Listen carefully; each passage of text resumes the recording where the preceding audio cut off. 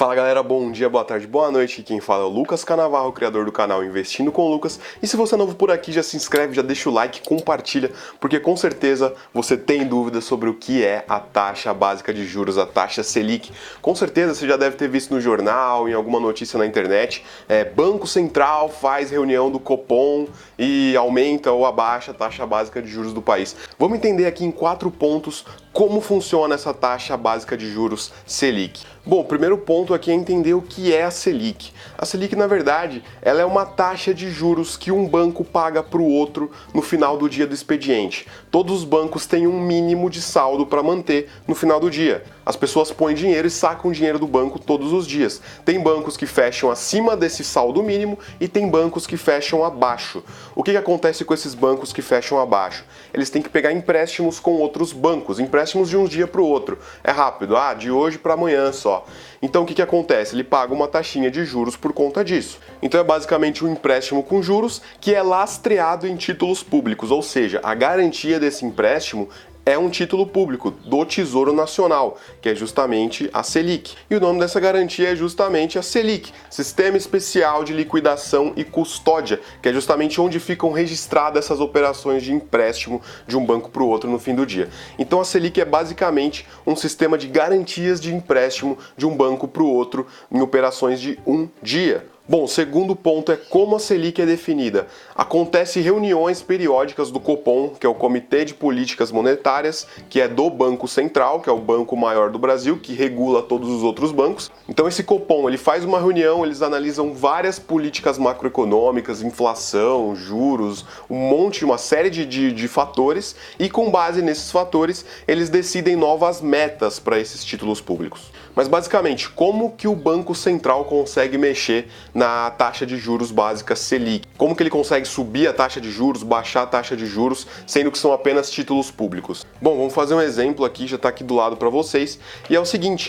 Vamos supor que o banco quer aumentar essa taxa de juros. O que ele faz? Os títulos públicos, eles têm um preço. Vamos supor que custa R$800 esse título e ele promete estar valendo R$1.000 daqui a um ano, por exemplo. Seria uma taxa de juros de 25%, justamente os R$200. Esses títulos públicos, eles têm um valor limitado, tá? Vamos supor que existem 100 títulos públicos no total. O mercado segue a oferta e demanda. Quanto mais gente querendo comprar o mesmo produto, mais o preço sobe. Quanto menos gente querendo comprar, mais o preço cai. Então o que acontece? O Banco Central vende esses títulos públicos no mercado, ele vende, de uma forma que esse título público que custava 800, agora ele custa 700, por exemplo, e paga os mesmos R$1.000. Dessa forma ele consegue aumentar a taxa de juros, porque agora o título não está mais pagando 200, está pagando 300. Então de 700 para 1.000 dá justamente R$300, que dá uma taxa de juros aí de 42%.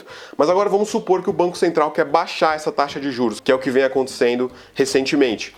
Um título que valia R$800, eles compram títulos públicos para ter menos disponível no mercado, vai ter a mesma quantidade de gente querendo comprar, então os preços sobem, tá? A demanda sobe, o preço sobe. Vamos supor que agora custa R$900 um título que promete pagar R$1.000 lá na frente. Dessa forma ele consegue baixando as taxas de juros, justamente mexendo na quantidade de títulos disponíveis no mercado. Bom, o terceiro ponto aqui, por que a Selic impacta na sua vida? Na verdade, a Selic ela é usada para controlar a inflação. O que é a inflação? São os aumentos dos preços dos produtos do mercado. Quando você vai lá no mercado, um produto que custava R$100, agora custa 105, por exemplo. A gente fala que teve 5% de inflação.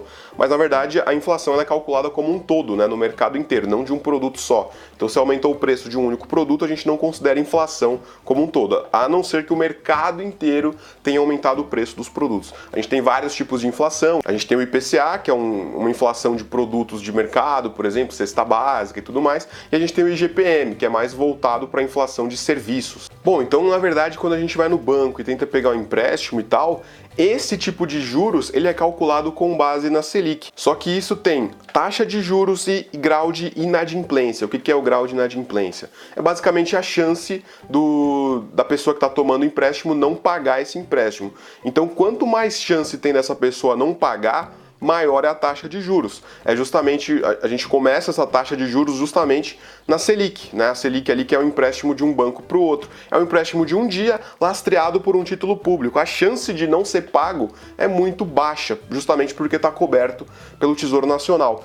Então, quando a gente fala de empréstimos de um banco para o outro, os juros é muito baixo, é justamente a Selic, tá? Que seria aí a taxa padrão, aí a taxa mínima, basicamente, para cobrar no empréstimo. Só que conforme a gente vai subindo para financiamento, empréstimo, cheque especial, o grau de inadimplência, o grau de pessoas que não pagam é maior. Então a gente tem que cobrar taxa de juros maior por um risco maior, é padrão, né? Se a gente tem alguma coisa muito segura, a gente pode se dar o luxo de pagar pouco, mas conforme esse risco vai aumentando, os juros têm que aumentar também, justamente para cobrir as pessoas que não vão pagar esses empréstimos. Então se a Selic sobe, as outras taxas sobem, se a Selic cai, as outras taxas tendem a cair também. Claro que tem muitos outros fatores que levam em consideração isso, tem o fator do banco, do lucro do banco, dos impostos, enfim, tem uma série de outros fatores, mas a tendência é que isso aconteça. A Selic subindo, as outras taxas sobem, cheque especial, juros, crédito consignado, enfim. E Selic caindo, a tendência são essas outras taxas caírem também, chegando aí no consumidor final. Bom, e o quarto ponto aqui é como a Selic consegue impactar na inflação. Basicamente, vamos dar um exemplo prático aqui que eu acho que fica mais fácil para explicar para vocês. É o seguinte, pensa assim, uma loja tem 10 celulares para vender. 10 celulares para vender e 15 pessoas querendo comprar, por exemplo. O que vai acontecer? Tem mais gente querendo comprar do que produto disponível, certo? Então o que o dono da loja vai fazer? Poxa, tem tanta gente querendo comprar, tem mais gente querendo comprar do que a quantidade de produtos que eu tenho, eu vou subir o preço. Tá, então ele sobra esse celular de R$1.000, por exemplo, para 1.200. Então isso já caracteriza inflação. Ele simplesmente aumentou o preço do produto dele por conta de ter uma demanda maior do que a oferta de produtos que ele tem. Então ele pode se dar o luxo, entre aspas, de aumentar esse preço. Então a inflação, ela é na verdade quando isso acontece em massa no país inteiro. O preço de produtos celulares, eletroeletrônicos, alimentos, quando isso começa a acontecer em massa, a inflação do país sobe de forma absurda. Então o que o Banco Central faz para controlar esse aumento de preço? O Banco Central vai lá e aumenta a taxa básica de juros. Lembra que a gente falou no tópico anterior que quando a gente aumenta a taxa de juros, a taxa Selic, a gente aumenta as taxas dos outros empréstimos também? Então é exatamente isso que acontece.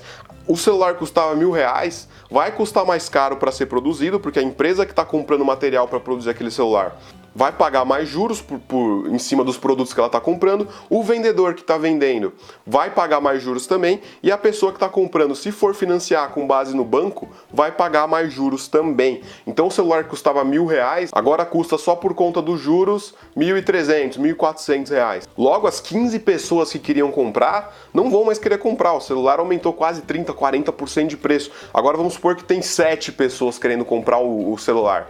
Né? Vai ter mais celular disponível, vai ter 10 celulares, só que só 7 pessoas querem comprar esse celular. Então o que acontece? O governo subiu a taxa de juros, reduziu o número de pessoas querendo gastar dinheiro. O vendedor, por conta de ele não conseguir vender talvez por R$1.400, R$1.300, ele vai ter que manter o preço ou abaixar o preço. E é justamente nisso que a Selic impacta no aumento dos preços, aí, no controle da inflação, na verdade. Então é dessa forma que funciona. Bom, então aqui vocês têm agora um histórico da inflação e da Selic, tá? Vamos dar uma olhadinha sobre como isso aqui impacta, justamente como que a Selic impacta a inflação. Bom, então aqui em vermelho a gente tem inflação e em azul a gente tem justamente a taxa Selic. Bom, a gente consegue perceber aqui que em períodos de inflação subindo, aqui como em 2002, por exemplo, a inflação subiu de mais ou menos uns 8% para 15%. O Banco Central fez o quê? Já subiu a taxa básica de juros justamente para tentar controlar. A taxa básica de juros bateu 20 e poucos por cento aqui, a gente consegue ver. Aí o que aconteceu logo em seguida? A gente percebe que a inflação caiu, voltou ali para o patamar de 6, 7% ao ano. Tá? Isso foi acontecendo no decorrer do ano e tal. Aí você fala, Lucas, por que o Banco Central não deixa sempre a taxa Selic alta para controlar a inflação sempre? É que isso é uma linha muito tênue, na verdade, porque quando você deixa a taxa Selic alta, lembra que a gente altera o custo de financiamento, de empréstimos e tudo mais, e o que acontece é que as empresas, as grandes empresas do Brasil, elas são justamente, quando elas pegam empréstimo, esses empréstimos são baseados na taxa Selic. Então se você deixa essa taxa muito alta, você fazendo essas empresas do país pagarem muitas taxas, o que acontece? Você desestimula a produção. Então tem uma linha muito tênue entre deixar a linha Selic alta e a Selic baixa, porque se você não achar o meio termo, ou você desestimula total a produção do país, ou você estimula demais e a inflação sobe de novo. Então por isso a gente tem períodos de produção no Brasil, ciclos econômicos, e justamente a taxa Selic é usada para controlar de forma mais inteligente possível. Quando a inflação sobe a Selic para controlar, e se a inflação caiu, dá para baixar um pouco a Selic, estimulando aí justamente as empresas pagarem menos empréstimos, menos juros de financiamento e estimulando o crescimento econômico do país. Então tem todos esses pontos, só que depende muito dos ciclos econômicos, macroeconomia e tudo mais. E basicamente tem vários pontos para ser estudados quando a gente fala de Tesouro Selic. Mas por esse vídeo é só, já deu para entender bastante aí como é que funciona a Selic. E o próximo que a gente vai ver vai ser o CDI, tá? É muito importante, o CDI ele é derivado da Selic. Vai ter um outro vídeo só para falar de CDI aqui. Bom, então é isso. Se você gostou, deixa o like aqui, já se inscreve no canal, compartilha para alguém. E Lucas aqui, aquele abraço. Valeu, foi até mais e bora ficar milionário.